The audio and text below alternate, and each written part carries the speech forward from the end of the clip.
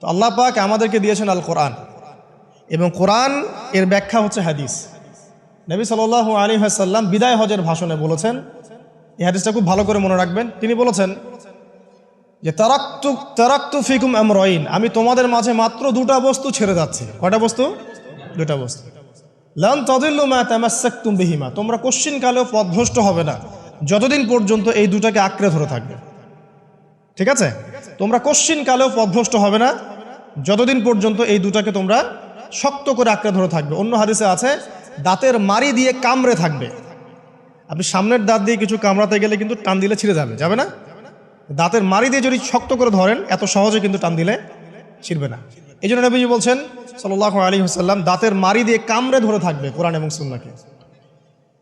সেই দুটো বস্তু কি? নবী সাল্লাল্লাহু আলাইহি ওয়াসাল্লাম বলছেন, একটা হচ্ছে কিতাব আল্লাহ, আল্লাহ পাকের কিতাব মানে কি? আল কোরআন। ওয়া সুন্নতি নবীহি মানে নবীর সুন্নাত অর্থাৎ হাদিসগুলো। কোরআন এবং সুন্নাহ মিলে